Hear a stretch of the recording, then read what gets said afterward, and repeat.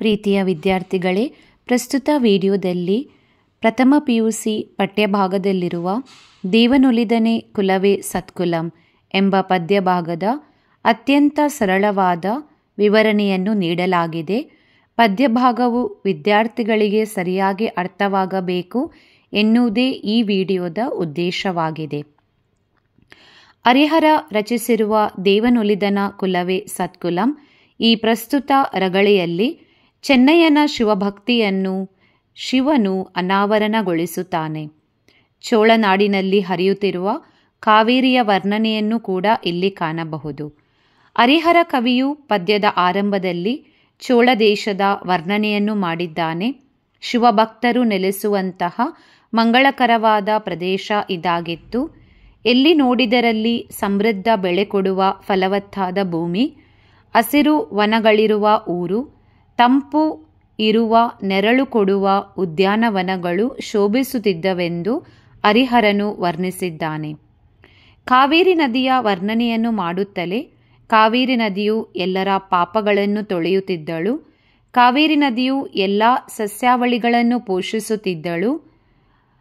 ಭೂಮಿಯ ಮೇಲೆ ಅಮೃತ ಹರಿದ ಹಾಗೆ ಚೋಳ ದೇಶದಲ್ಲಿ ಕಾವೇರಿ ನದಿಯು ಹರಿಯುತ್ತಿತ್ತು. ಇಂತಹ ಸುಂದರ ನಾಡನ್ನು ಕರಿಕಾಲ ಚೋಳನೆಂಬ ರಾಜನು ಆಳುತ್ತಿದ್ದನೆಂದು ಹರಿಹರನು ಇಲ್ಲಿ ವರ್ಣಿಸಿದ್ದಾನೆ. ಈ ಚೋಳರಾಜನು ಆಳುತ್ತಿದ್ದ ರಾಜಧಾನಿಯಲ್ಲಿ ಮಾತಿಗೆ ನಿಲುಕಲು ಸಾಧ್ಯವಾಗದಂತಹ ಸಮೃದ್ಧವಾದ ಭೂಮಿ ಇದಾಗಿತ್ತು. ಇಲ್ಲಿ ಜಾತಿಯಲ್ಲಿ ಮಾದರ ಕುಲದವನಾದ ಚೆನ್ನನೆಂಬ ವ್ಯಕ್ತಿಯು ಶಿವಭಕ್ತನು ವಾಸಿಸುತ್ತಿದ್ದ. ಈ ಮಾದರ ಚೆನ್ನನೆಂಬ ಶಿವಭಕ್ತನು ಶಿವನನ್ನು ಗುಪ್ತವಾಗಿ ಆರಾಧನೆ ಮಾಡುತ್ತಿದ್ದ. ಆದರೆ ತಾನು ಶಿವಭಕ್ತನೆಂದು ಯಾರಿಗೂ ತಿಳಿಸದೆ ಚೋಳನ ಕುದುರೆಗಳಿಗೆ ಹುಲ್ಲನ್ನು ತರುವ ಕೆಲಸವನ್ನು ಮಾಡುತ್ತಿದ್ದ. ಕುದುರೆಗಳಿಗೆ ಹುಲ್ಲನ್ನು ತರುವ ಕೆಲಸವನ್ನು ಮರೆಮಾಡಿಕೊಂಡು ಶಿವನನ್ನು ಪೂಜಿಸುತ್ತಿದ್ದನು. ಅಂತರಂಗದಲ್ಲಿ ಶಿವನ ಮೇಲಿನ ಭಕ್ತಿ, ಆದರೆ ಬಹಿರಂಗದಲ್ಲಿ ತನ್ನ ಜೀವನ. ಅಂತರಂಗದಲ್ಲಿ ಮೋಕ್ಷವನ್ನು ಪಡೆಯಬೇಕೆಂಬ ಆಸೆ, ಆದರೆ ಬಹಿರಂಗದಲ್ಲಿ ಮಾದರ ಚೆನ್ನ ಜಾತಿಯವನಾಗಿ ಇವನು ಶಿವನ ಭಕ್ತಿಯನ್ನು ಅಥವಾ ಶಿವನ ಪೂಜೆಯನ್ನು ಮಾಡುತ್ತಿದ್ದ. ಈತನ ಭಕ್ತಿಯ ಬಗ್ಗೆ ವರ್ಣಿಸುತ್ತಾ, ಎಳ್ಳಿನಲ್ಲಿ ಎಣ್ಣೆ ಅಡಗಿರುವಂತೆ, ಮರದಲ್ಲಿ ಬೆಂಕಿ ಇರುವಂತೆ, ನೆಲದ ಮರೆಯಲ್ಲಿ ನಿಧಿ ಇರುವಂತೆ ಮಾದರ ಚೆನ್ನನು ಗುಪ್ತವಾಗಿ ಶಿವನನ್ನು ಪೂಜಿಸುತ್ತಿದ್ದ. ಆದರೆ ಎಲ್ಲ ಜನರಿಗೆ ತೋರಿಸುವಂತೆ ತನ್ನ ಕುಲಧರ್ಮವನ್ನು ಕೂಡ ಆತ ಮಾಡುತ್ತಿದ್ದ. ಬೆಳಿಗ್ಗೆ ಬೇಗನೆ ಎದ್ದು ಕಾಡನ್ನು ಪ್ರವೇಶಿಸಿ ಸಂತೋಷದಿಂದ ಪವಿತ್ರವಾದ ನದಿ ತೀರಕ್ಕೆ ಹೋಗಿ ನುಣುಪಾದ ಮರಳಿನ ಮೇಲೆ ಚಿಗುರಿನ ಹಾಸಿಗೆಯನ್ನು ಹಾಸಿ, ಅಂದರೆ ಹಸಿರು ಎಲೆಗಳನ್ನು ಇಟ್ಟು, ನಂತರ ಕಣ್ಣನ್ನು ಮುಚ್ಚಿ ಶಿವನನ್ನು ಮನಸ್ಸಿನಲ್ಲಿ ಯೋಚಿಸಿ, ಮನಸ್ಸಿನಲ್ಲಿಯೇ ಶಿವಲಿಂಗವನ್ನು ತಂದು ಅದನ್ನು ಸಿಂಹಾಸನದ ಮೇಲಿರಿಸಿ, ಸುವಾಸನೆ ಭರಿತವಾದ ಕಾಡಿನಲ್ಲಿ ದೊರಕುವ ಮೊಲ್ಲೆ, ಮಲ್ಲಿಗೆ, ಸುರಗಿ, ಸುರಹೊನ್ನೆ ಮುಂತಾದ ಹೂಗಳಿಂದ ಆತನು ಶಿವಲಿಂಗವನ್ನು ಪೂಜಿಸುತ್ತಿದ್ದ. ನಂತರ ಹುಲ್ಲನ್ನು ಕೊಯ್ದು ಅದನ್ನು ಎತ್ತಿನ ಮೇಲೆ ಹೇರಿ ತನ್ನ ಸಂತೋಷದಿಂದ ಹುಲ್ಲನ್ನು ರಾಜನ ಕುದುರೆಯ ಮುಂದೆ ಹಾಕಿ, ಆಯಾಸಗೊಂಡರೂ ಕೂಡ ತನ್ನ ಮನೆಗೆ ಬಂದು ಅಲ್ಲಿ ಶಿವಲಿಂಗದ ಕಡೆಗೆ ಮನಸ್ಸು ಆಕರ್ಷಿತವಾಗಿ, ತಾವು ಕಡುಬಡತನದಿಂದ ಕೂಡಿದರೂ ಕೂಡ ತಮ್ಮ ಹೆಂಡತಿ ಕೊಟ್ಟಂತಹ ಅಂಬಲಿಯನ್ನು ಭಕ್ತಿಯಿಂದ, ಇರುವಂತಹ ಅಂಬಲಿಯನ್ನೇ ಅಮೃತವೆಂದು ಭಾವಿಸಿ ಸಮಾನವಾಗಿ ಇಬ್ಬರು ಕೂಡ ಸ್ವೀಕರಿಸಿ, ಮೊದಲು ಶಿವನಿಗೆ ಸಂತೋಷದಿಂದ ಅರ್ಪಿಸಿ ನಂತರ ಅವರು ಅಂಬಲಿಯನ್ನು ಸ್ವೀಕರಿಸುತ್ತಿದ್ದರು. ಹೀಗೆ 60 ವರ್ಷಗಳವರೆಗೆ ಅವರ ಗುಪ್ತ ಪೂಜೆಯು ಈ ಭೂಮಿಯ ಮೇಲೆ ನೆರವೇರಿತು. ನಂತರ ಶಿವನು ಈತನ ಗುಪ್ತವಾದ ಭಕ್ತಿಯನ್ನು ಮೆಚ್ಚಿ, ಈತನ ಗುಪ್ತ ಭಕ್ತಿಯನ್ನು ನಾನು ಭೂಮಿಯ ಮೇಲೆ ತಿಳಿಸುತ್ತೇನೆಂದು ಯೋಚಿಸಿ, ಶಿವನು ತನ್ನ ಮನಸ್ಸಿನಲ್ಲಿ ಯೋಚಿಸುತ್ತಾನೆ.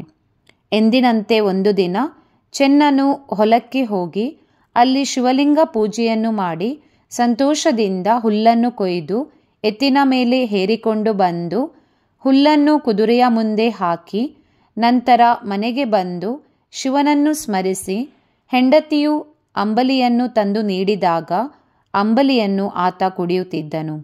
ಆಗ ಮಧುರವಾದ ಅಂಬಲಿಯ ರುಚಿಯು ಶಿವಲಿಂಗವನ್ನು ತಾಗಲು, ಅಮೃತದ ರುಚಿಗಿಂತಲೂ 100ರಷ್ಟು ಹೆಚ್ಚಾದ ರುಚಿಯಿಂದ ಕೂಡಿರಲು ಶಿವನು ರುಚಿ ನೋಡಿ ತೃಪ್ತಿ ಹೊಂದದೆ ಬೇಗನೆ ಅಂಬಲಿಯನ್ನೆಲ್ಲ ಉತ್ಸಾಹದಿಂದ ಊಟ ಮಾಡಿದನು. ಈ ವಿಷಯವು ಸ್ವರ್ಗ ಮತ್ತು ಭೂಲೋಕಕ್ಕೆ ಹೊಸತಾದ ವಿಚಾರವಾಗಿತ್ತು. ಹೀಗಿರಲು ಆ ರಾಜ್ಯದ ರಾಜನಾದ ಚೋಳರಾಜನು ಪ್ರತಿನಿತ್ಯದಂತೆ ಶಿವಾಲಯವನ್ನು ಪ್ರವೇಶಿಸಿ ಕೈಮುಗಿದು ನಿಂತು ದೇವಾನ್ನ, ದಿವ್ಯಾನ್ನ, ಅಮೃತಾನ್ನಗಳನ್ನು ಬಡಿಸಿ, ಸಾಲು ಸಾಲಾದ ಪಲ್ಯಗಳನ್ನು ಬಡಿಸಿ, ಹಪ್ಪಳ, ಹಾಲಿನ ಘಟ್ಟಗಳನ್ನು ಅಲ್ಲಲ್ಲಿ, ತುಪ್ಪವನ್ನು, ಕೆನೆಮೊಸರು, ಸಕ್ಕರೆಯನ್ನು ಅಲ್ಲಲ್ಲಿ ಬಡಿಸಿ ಊಟ ಮಾಡೆಂದು ಸಂತೋಷದಿಂದ ರಾಜನಿಗೆ ನಮಸ್ಕರಿಸಿ ಪರದೆಯನ್ನು ಹಾಕಿ 1 ಹೆಜ್ಜೆ ಹಿಂದಕ್ಕೆ ಸರಿದನು. ಆದರೆ ಅಲ್ಲಿ ಪ್ರತಿದಿನದಂತೆ ಶಿವನು ಏನನ್ನೂ ಮುಟ್ಟದೆ ಊಟ ಮಾಡದೆ ಇರಲು ವಿಚಾರಿಸದೆ ನೋಡದೆ ಸುಮ್ಮನೆ ಇದ್ದಾಗ ಕರಿಕಾಲ ಚೋಳನು ಪರದೆಯನ್ನು ಪಕ್ಕಕ್ಕೆ ಸರಿಸಿ ನಿಂತು ಹೀಗೆ ಕಾಯ್ತು ಎಂದು ಆತುರಪಡುತ್ತಾ ತನ್ನ ಒರೆಯಿಂದ ಖಡ್ಗವನ್ನು ಕಿತ್ತು ತೆಗೆದು ಕೊರಳಿನಲ್ಲಿ ಒತ್ತಿ ಹೂಡುತ್ತಿರುವಾಗ ಅಲ್ಲಿ ಶಿವನು ಪ್ರತ್ಯಕ್ಷವಾಗಿ, "ಹೋಹೋ, ವಿಚಾರವಿಲ್ಲದೆ ಹೀಗೆ ಮಾಡುತ್ತಾರೆ. ನಿಮ್ಮ ಅರಸುತನವನ್ನು ನನ್ನಲ್ಲಿ ತೋರಿಸಬೇಡ. ನೋಡಯ್ಯ ಚೋಳ, ನಿನಗೆ ಸ್ವಲ್ಪವೂ ತಾಳ್ಮೆ ಇಲ್ಲ. ನಾನು ಚೆನ್ನನ ಜೊತೆ ಸೇರಿ ಊಟ ಮಾಡಿದ್ದೇನೆ. ಇಂದು ನನಗೆ ಹಸಿವೆ ಇಲ್ಲ. ಕೇಳು, ಅಂಬಲಿಯ ರುಚಿಯನ್ನು ನಾನು ಏನೆಂದು ಹೇಳಲಿ? ಚೋಳಾದಿ ಪಡೆಗಳು ಸಹ ಇದನ್ನು ವರ್ಣಿಸಲು ಸಾಧ್ಯವಿಲ್ಲ" ಎಂದು ಹೇಳಿ ಶಿವನು ಆ ಲಿಂಗದೊಳಗೆ ಪ್ರವೇಶಿಸಿದನು. ಈ ವಿಚಾರವನ್ನು ಚೋಳನು ಹೆಚ್ಚಾದ ಕೌತುಕದಿಂದ ನೋಡುತ್ತಾ ಬೆರಗಾಗಿ ಬೆಂಡಾಗಿ ಮಾದರ ಚೆನ್ನೈನ ಬಗ್ಗೆ ಯೋಚಿಸುತ್ತಾನೆ. ಶಿವನ ಜೊತೆ ಊಟ ಮಾಡಿದ ಮಾದರ ಚೆನ್ನನನ್ನು ನಾನು ನೋಡುತ್ತೇನೆ. ಪರಶಿವನಿಗೆ ಉಣಲಿತ್ತ ಶರಣನನ್ನು ನೋಡುತ್ತೇನೆ.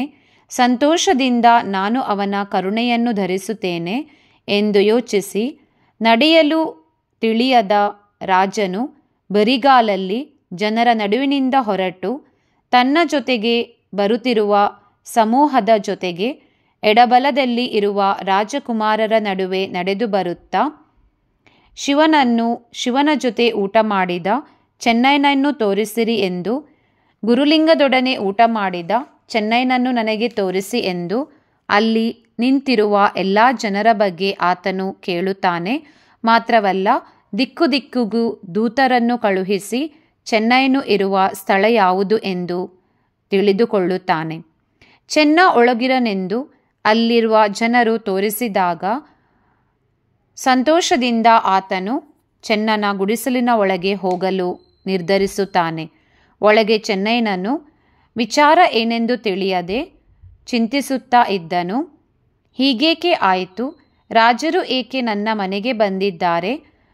ರಾಜನ ಸೇವಕರು ನನ್ನನ್ನು ಯಾಕೆ ಹುಡುಕುತ್ತಿದ್ದಾರೆ? ನಾನು ಶಿವಭಕ್ತನೆಂದು ತಿಳಿಯದಿದ್ದರೆ ಒಳ್ಳೆಯದು. ನಾನು ಶಿವಭಕ್ತನೆಂದು ತಿಳಿದ ಬಳಿಕ ಹೇಗೆ ಬದುಕಲಿ ಎಂದು ಚಿಂತಿಸುತ್ತಿರುವಾಗ ರಾಜನು ಅಲ್ಲಿ ಅತ್ಯಂತ ಭಕ್ತಿಯಿಂದ ಚೆನ್ನೈನ ಗುಡಿಸಲನ್ನು ಪ್ರವೇಶಿಸಿದನು. ನಂತರ ಬೇಗನೆ ಬಂದು ಚೆನ್ನೈನ ಪಾದಗಳನ್ನು ಹಿಡಿದು ಗಣಪದವಿಯನ್ನು ಪಡೆದ ಚೆನ್ನೈನನ್ನು ನೋಡಿ ಆತನಿಗೆ ಸಾಷ್ಟಾಂಗ ನಮಸ್ಕಾರವನ್ನು ಮಾಡಿದನು. ಹೊಳೆಯುತ್ತಿರುವ ಮಣಿಗಳಿದ್ದಂತಹ ಕಿರೀಟವು ಇಂದು ಚೆನ್ನೈನ ಪಾದದ ಮೇಲಿತ್ತು.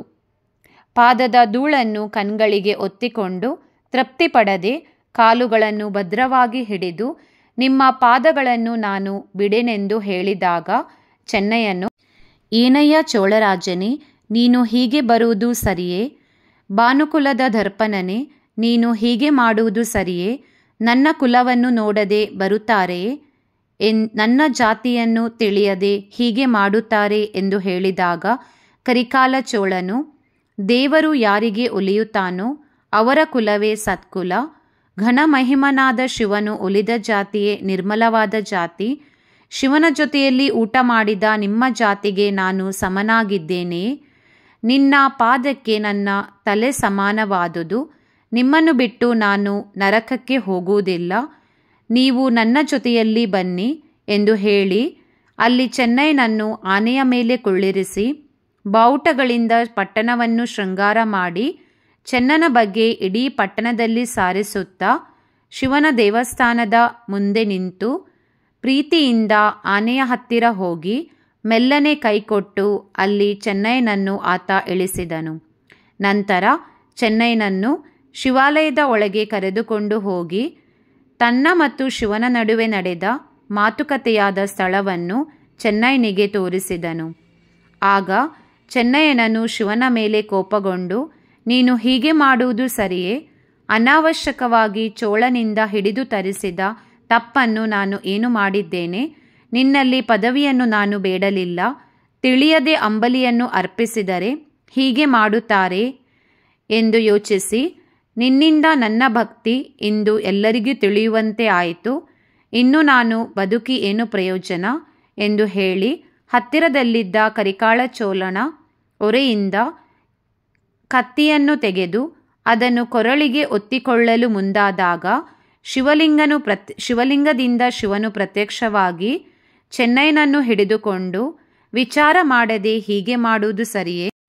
ಮರೆತು ಚೋಳನಿಗೆ ನಿನ್ನ ಬಗ್ಗೆ ಹೇಳಿದರೆ ಇಷ್ಟು ಕೋಪವೇಕೆ ಎಂದು ಪ್ರೀತಿಯಿಂದ ಸಮಾಧಾನಪಡಿಸಿ, ನಂತರ ಚೋಳನಿಗೆ ಚೆನ್ನಯ್ಯನನ್ನು ತೋರಿಸುತ್ತಾ, ನೋಡಯ್ಯ ಚೋಳ, ಗುಪ್ತವಾಗಿ ನನ್ನನ್ನು ಪೂಜೆ ಮಾಡಿದ ಮೌನಿಯನ್ನು, ಆಡಂಬರವಿಲ್ಲದ ಲಿಂಗಾಭಿಮಾನಿಯನ್ನು ನೋಡು ಎಂದು ಕೊಂಡಾಡುತ್ತಿರುವಾಗ ಆಕಾಶದಿಂದ ಹೂವಿನ ಮಳೆಗಳು ಸುರಿದವು, ಗಗನದಲ್ಲಿ ದುಂದುಬಿಗಳು ಮೊಳಗಿದವು.